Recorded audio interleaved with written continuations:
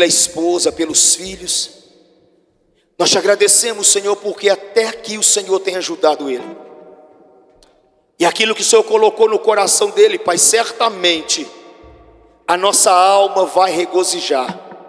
Certamente, Senhor, o nosso espírito vai regozijar, Pai, pela Tua palavra. Porque uma vez que a Tua palavra é lançada, a semente ela não volta vazia. Por isso nós cobrimos o Teu Filho agora de intercessão. Enquanto ele estiver ministrando a Tua palavra, o anjo do Senhor acampa ao redor da casa e do lar dele. Dê ordem, meu Pai, aos Teus anjos, ó Pai, a favor dos filhos, aonde eles estiverem agora, em o nome de Jesus Cristo. E nós pedimos a Ti, usa-o com autoridade, porque nós estamos aqui prontos para ouvir a Tua voz, em nome de Jesus.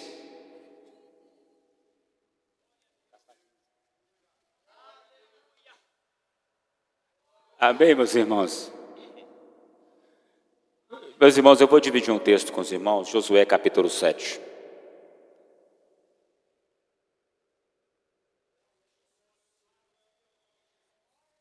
Eu pensei bastante nesse texto durante a semana, já há alguns dias. A minha moto furou o pneu, furou a câmara de ar.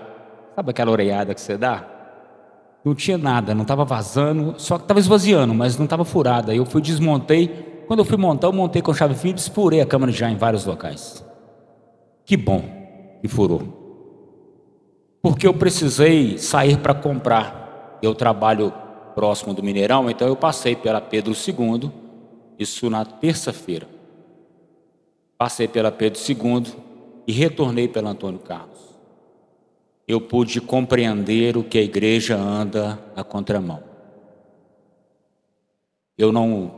Nós decidimos, eu e minha esposa, a gente não vê televisão, a gente não sabe nada do que aconteceu. A única coisa que eu sei é que eu vi o pastor André Valadão falando alguma coisa de conserva, mas eu não sei nada. Não me perguntem nada, eu não sei nada que aconteceu nesses dias, nada, não tenho notícia de nada. Mas o que eu vi, eu fiquei assustado. Nós estamos andando na contramão. Que bênção que a gente está fazendo isso. Meus irmãos, Josué, capítulo 7. Obrigado, Claudinho. Diz assim a palavra de Deus: prevaricaram os filhos de Israel nas coisas condenadas. O que está começando esse texto? Olha, a gente está lendo o texto ainda. Está dizendo o seguinte: lembra, semana passada a missionária ministrou sobre a vitória das muralhas de Jericó. Todo mundo lembra? Ministrou, não é isso? Uma conquista. E na muralha, nesse evento, foi dada uma ordem.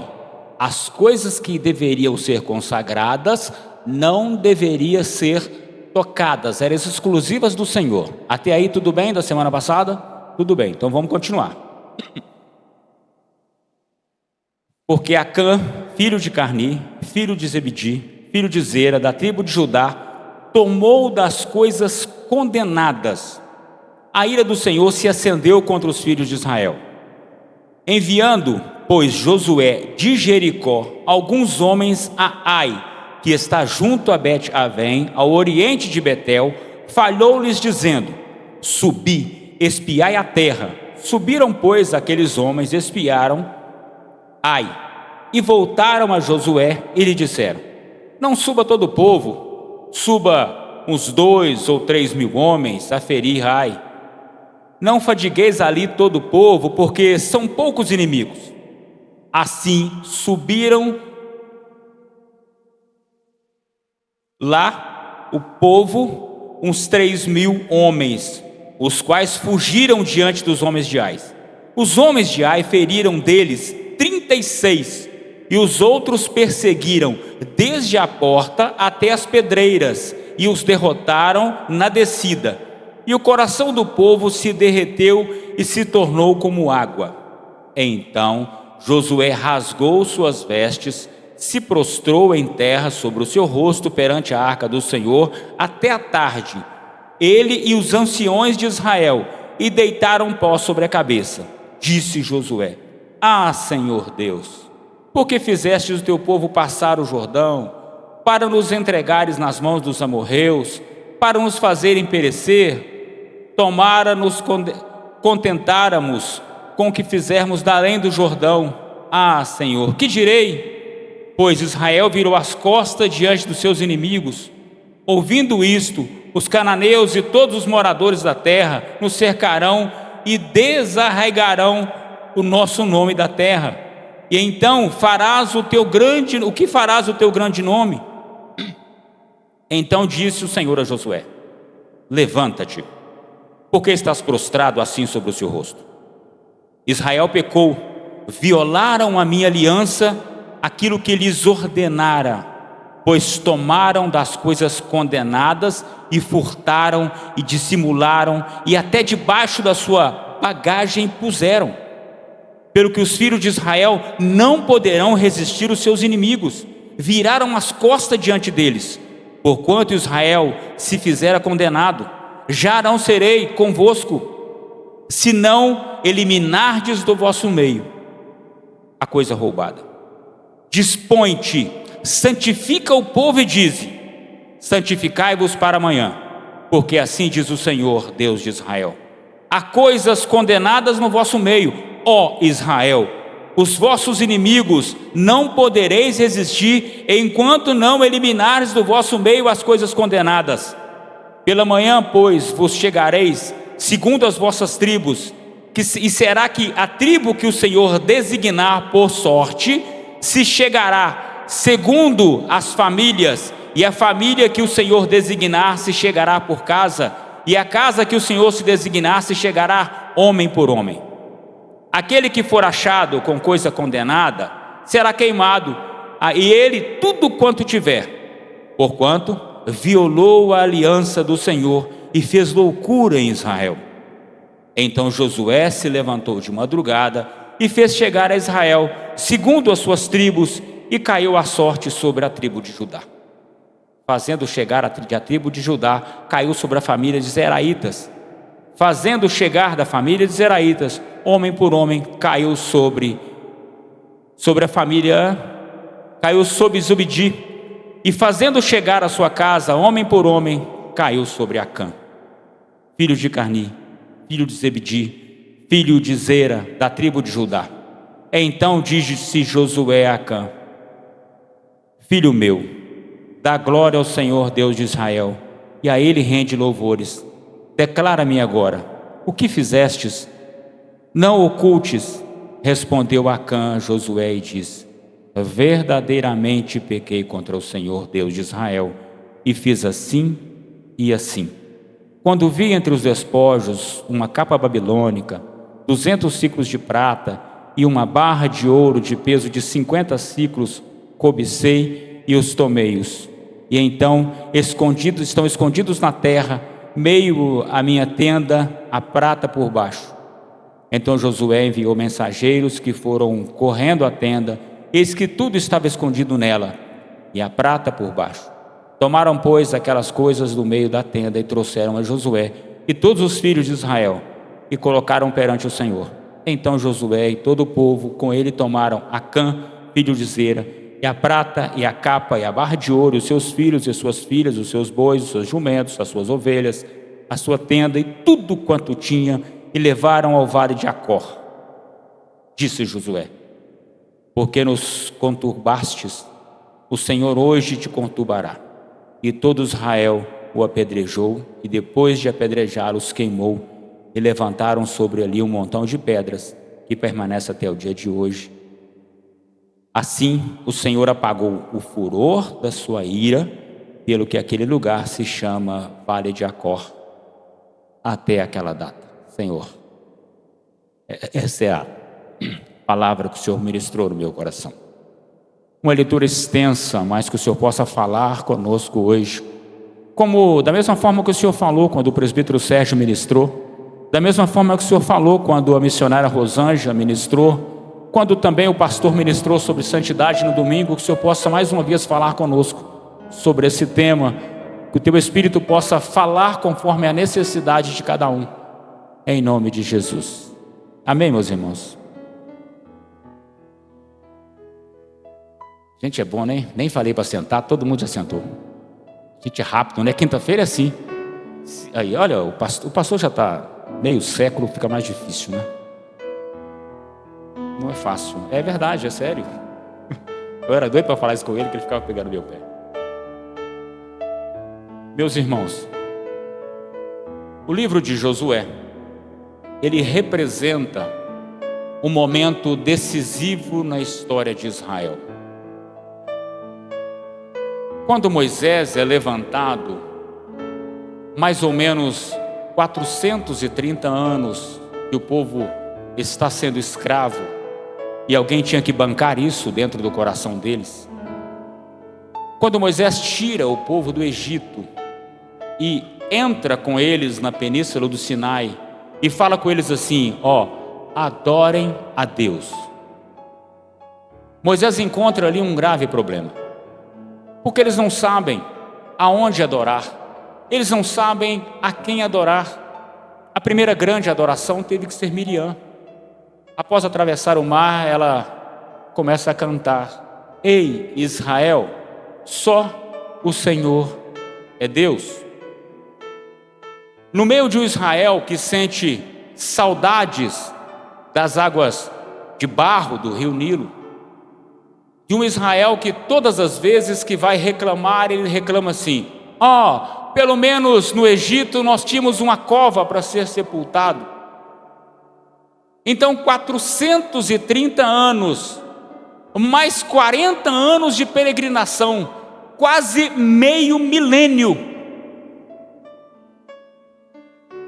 Depois de meio milênio, aproximadamente, o povo entra, alcança a promessa que foi dada a Abraão, a Isaque e a Jacó. Depois de alcançar, de entrar, o povo precisava vencer o seu primeiro obstáculo. Jericó não era apenas a primeira cidade a ser vencida. Jericó estabeleceria o padrão para todas as conquistas seguintes.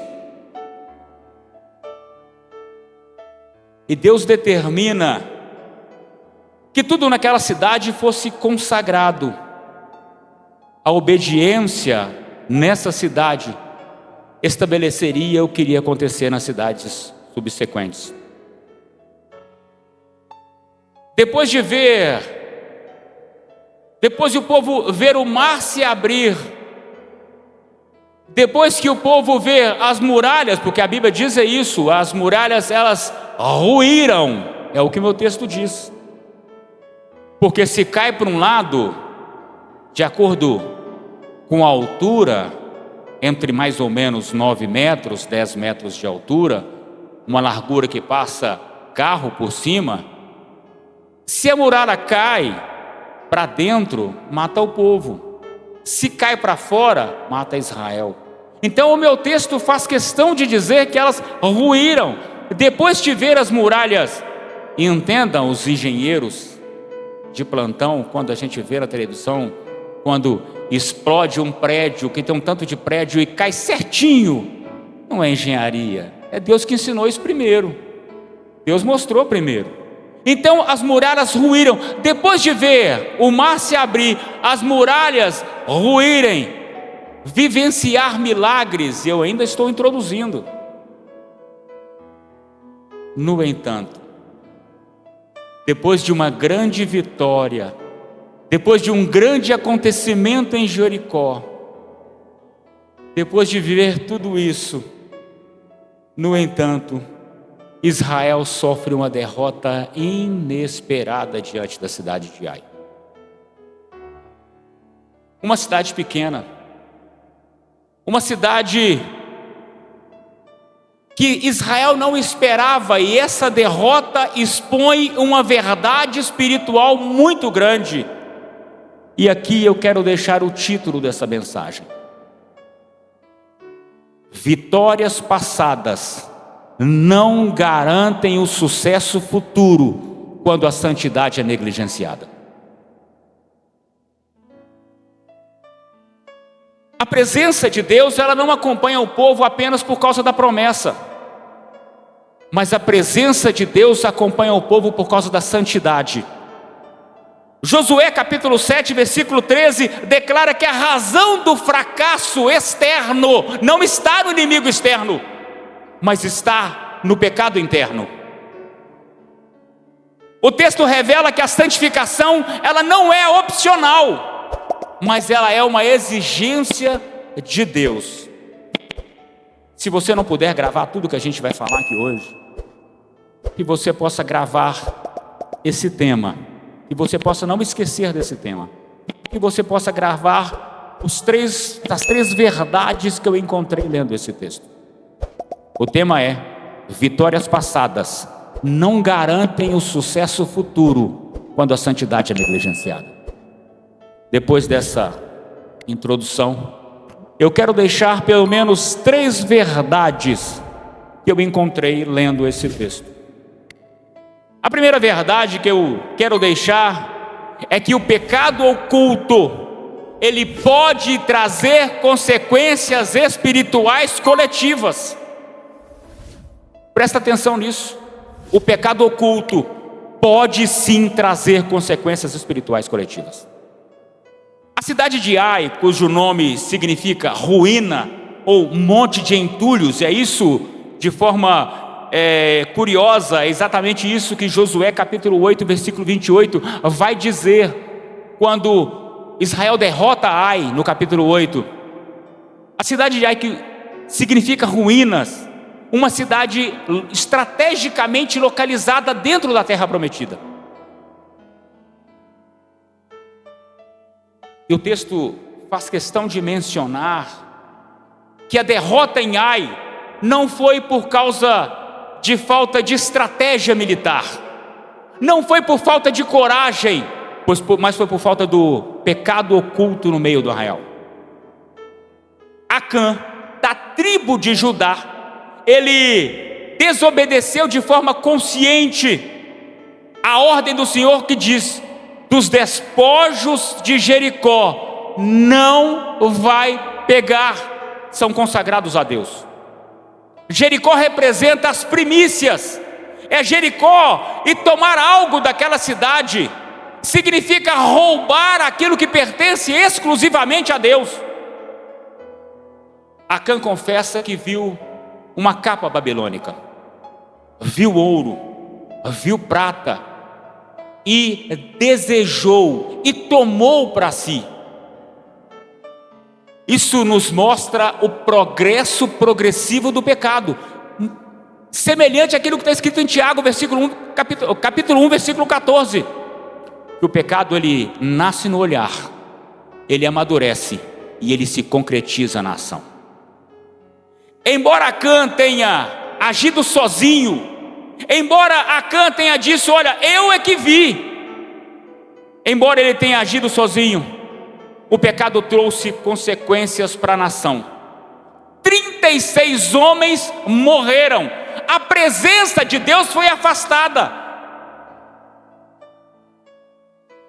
No contexto do povo de Deus, senhores líderes, o pecado de um pode comprometer a equipe. No contexto do povo de Deus, o pecado de um pode comprometer a nação. O pecado de Acã expõe uma verdade ou uma verdade espiritual muito grande da cobiça, da fragilidade humana diante da cobiça. Mesmo após presenciar milagres, mesmo após ver Deus fazer o impossível, a cobiça alcança o coração de Acã, nos mostrando que o pecado, ele não é circunstancial, mas ele é estrutural. A ordem divina era clara: dos despojos de Jericó pertencem exclusivamente ao Senhor, e ao se apropriar daquilo que era consagrado, Acã não apenas profana não apenas profana o nome do Senhor, mas ele se apropria daquilo que era considerado a primícia, primeiro de Deus. A derrota em Ai evidencia que nenhum sistema religioso, olha para mim, a derrota de Israel em Ai evidencia que nenhum sistema religioso, nenhuma liderança religiosa, nenhum esforço coletivo, ele é suficiente para lidar com o pecado oculto. Porque a lei, ela revela o pecado, mas o único que pode removê-lo é Jesus Cristo.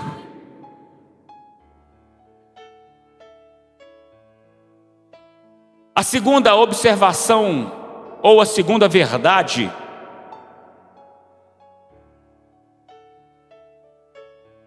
que eu encontro lendo esse texto, a segunda verdade que eu encontro, depois de compreender que as vitórias que eu vivenciei, elas podem ser comprometidas para o futuro se eu negligenciar a santidade. Depois que eu compreendo que o pecado oculto pode comprometer o todo, comprometer a família, comprometer a sua igreja, comprometer a sua equipe, comprometer o seu ministério. Depois que eu compreendo isso, eu preciso encarar uma segunda verdade. A santificação, ela é uma exigência de Deus. Diante da derrota, Josué reage com profunda angústia.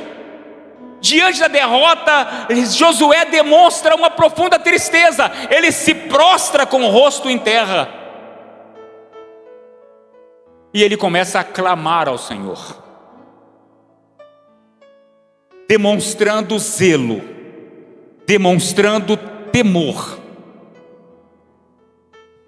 Mas a resposta de Deus, ela é surpreendente. Deus vai dizer: por que você está prostrado? Levanta-te, Israel pecou. Mostrando que nem toda crise espiritual é apenas oração, nem toda crise espiritual é apenas jejum, mas Deus exige de nós em determinados momentos confissão. Deus exige de nós em determinados momentos arrependimento. Deus exige de nós em determinados momentos santificação. É por isso que ele vai dizer no versículo 13 de forma explícita: santificai-vos para amanhã, porque assim diz o Deus de Israel: há coisas condenadas no meio de vós, e vocês não vão poder resistir aos vossos inimigos, enquanto não retirar do meio aquilo que foi roubado. Santificar-se nesse contexto significa separar-se. Santificar-se nesse contexto significa examinar a própria vida. Santificar-se nesse contexto significa alinhar-se novamente com a vontade de Deus. Não se trata apenas de um ritual externo, mas de uma transformação interior com atitudes práticas. Deus conduz o processo de santificação de forma pública, metódica, tribo por tribo, família por família, homem por homem, demonstrando que todos nós estamos diante dos olhos de Deus. Esse processo de santificação, ele pode ser dolorosa, mas necessária. Deus não ignora o pecado, mas ele não trata isso de forma superficial. Antes de conceder ao povo novas conquistas, ele pede para o povo: santifica. Quando Deus ordena santificai-vos, ele está reafirmando o seu padrão de santidade. A lei nunca diminuiu a exigência de Deus, mas a lei revela a nossa capacidade humana de cumpri-la. Enquanto Acã esconde debaixo da tenda seu pecado, Cristo é exposto na cruz pelo pecado de muitos. Enquanto Acã, ele esconde o seu pecado debaixo da tenda, para preservar a sua vida, Cristo entrega a sua vida pelo nosso pecado. É por isso que o apóstolo Paulo vai dizer, em 1 Coríntios capítulo 1, versículo 30, ele vai dizer: mas vós sois dele em Cristo Jesus, para o qual nós fomos feitos por Deus sabedoria, justiça, santificação ou santidade e redenção. Em Cristo, a santificação deixa de ser apenas uma exigência e passa a ser uma realidade concedida. O que Israel não conseguiu cumprir ou manter de forma contínua, em Cristo se cumpre de forma permanente. Em Cristo. Uma terceira verdade que eu encontrei lendo também esse texto é que identificar o pecado, confessar o pecado, traz de volta a vitória. Quando Acã é identificado, quando Acã confessa o seu pecado, reconhece a gravidade da sua desobediência, agora olha para mim. Contudo, ele só confessa o seu pecado quando ele é pressionado, quando ele é confrontado, revelando que o arrependimento tardio não elimina as consequências do pecado. Embora o episódio marcado de uma severidade grande, mas ele também revela a santidade de Deus. O pecado ele é removido no meio do arraial, a ira de Deus se afasta, a presença de Deus retorna. O julgamento acontece no vale de Acor, vale da perturbação. E é interessante que vale de Acor, Oséias capítulo 2, versículo 15, começa a chamar o vale de Acor de vale da esperança, mostrando que Deus transforma ambientes de juízo em ambientes de restauração. Enquanto Acã morre pelo seu próprio pecado, Cristo morre pelo pecado de muitos. O que em Josué, olha para mim, o que em Josué foi resolvido com juízo, em Cristo é resolvido com a graça. Após a purificação, Israel volta a ter vitórias, volta a vencer. A vitória não vem por novas estratégias, mas a vitória vem pela presença de Deus, que só habita onde há santidade. A restauração da presença de Deus, a derrota em Ai ensina que não há vitória sem santidade. A Bíblia nos revela que não há santidade fora de Cristo. Enquanto Josué conduz o povo para a terra prometida, Cristo nos conduz não apenas à terra prometida, mas para a vida eterna. Enquanto Israel estava sem confessar o pecado, a presença de Deus era afastada. Mas quando Acã, confrontado, confessa o seu pecado, a presença de Deus retorna, trazendo uma conclusão prática para essa mensagem. Santificação não é um detalhe secundário da vida espiritual, mas é um princípio para a presença de Deus. O pecado oculto, ele enfraquece. O pecado oculto, ele traz dor, ele traz morte. Mas o arrependimento traz vitória em Cristo. Aquilo que Josué precisou executar em juízo, nós hoje entendemos que Cristo cumpre em nós pela graça. Para fecharmos, a vitória do povo de Deus não está na ausência de batalhas, mas na presença de Jesus Cristo. Quando nós não buscamos santidade, o maior risco que corremos não é a presença do diabo, mas é a ausência de Deus. Curve a sua cabeça.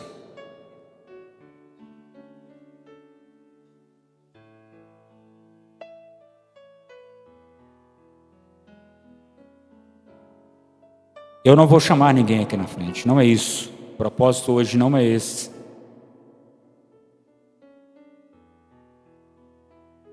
Mas é importante que você compreenda essas verdades. É importante que Deus te trouxe aqui para que você possa ouvir isso. Que o pecado oculto, ele pode comprometer o ambiente. Que a santidade é uma atitude exigida por Deus. E que não há vitória sem arrependimento em Jesus Cristo. Que você possa começar a refletir sobre a nossa história. Eu comecei essa mensagem te contando algumas coisas que eu vi na Avenida Pedro II, na Avenida Antônio Carlos, enquanto eu voltava, que em algum momento me fez perceber o quanto eu sou feliz com Jesus Cristo. Que você possa começar a olhar para dentro de você. Santidade é uma escolha. Eu queria que você, enquanto Ministério de Louvor, já que a gente está aqui, você coloque sobre os seus pés.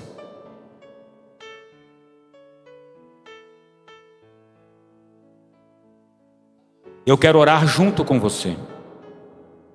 Senhor, nós ministramos já há alguns dias, nós estamos sendo ministrados sobre santidade. É uma verdade que a tua igreja precisa, nós sabemos disso, não é em vão essas palavras, mas o mundo precisa. Mas antes de espalhar pelo mundo, nós estamos buscando aqui dentro. Para o povo de Deus voltar a vencer, foi necessário santidade no meio do arraial. Para o povo de Deus voltar a conquistar, foi necessário santidade. Enquanto o pecado estava oculto, o povo de Deus começa a perder uma vitória ou uma derrota, aonde nem eles mesmos acreditavam, diante de poucos homens da cidade de Ai. Mas Israel voltou a vencer quando o pecado é confrontado. Deus, em nome de Jesus Cristo, eu apresento a sua igreja nas tuas mãos. Igreja que todas as pessoas que sobem a esse púlpito proclamam a tua verdade e a tua palavra. Santifica-os na verdade, porque a tua palavra, ela é a verdade. Pai, em nome de Jesus Cristo, nós te glorificamos hoje, porque nós cremos há um Deus do céu que contempla a nossa vida, a nossa história, o nosso coração, e nós temos um lugar preparado para podermos chamar de lar, uma Jerusalém celestial.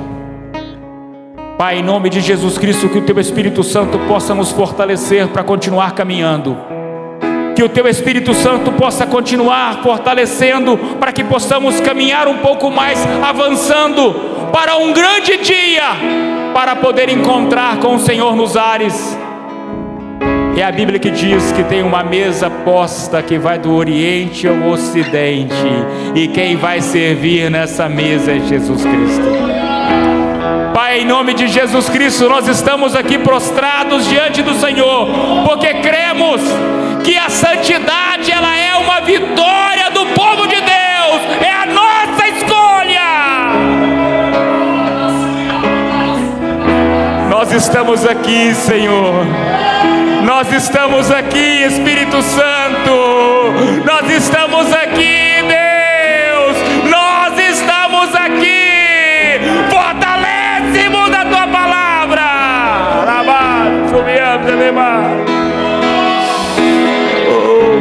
Espírito Santo, renova hoje. Tu provês o fogo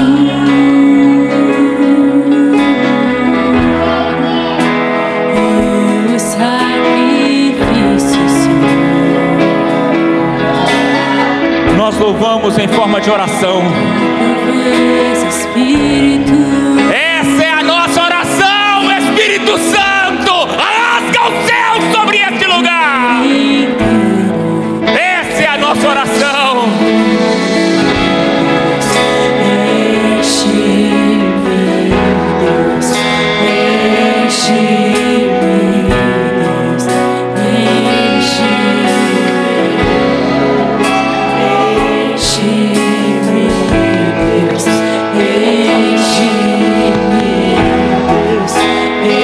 Enche-me, Deus. Tu provês o fogo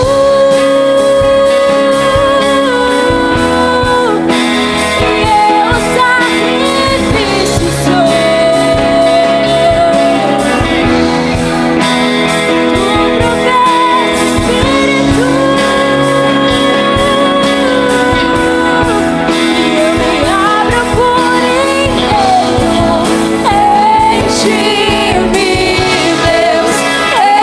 Enche-me, Deus. Enche-me. Enche-me, Deus. Enche-me, Deus. Enche-me, Deus.